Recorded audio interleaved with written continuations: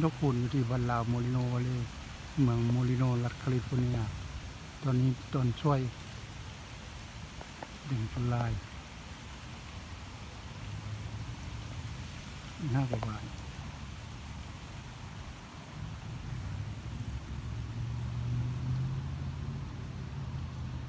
ของฟ้ามืดครึ้มอากาศร้อนมันตุนปู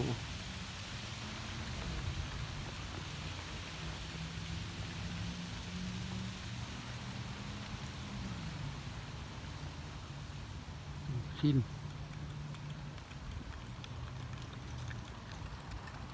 เกิดต้นช่วยแดดร้อนๆ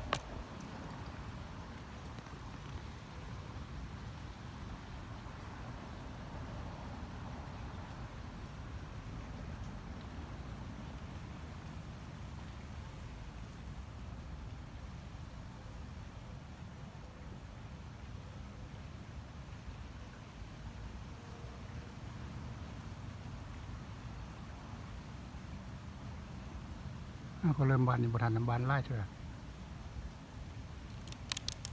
ปีนี้ก็สิบานน้อยกว่าปีกายปีนี้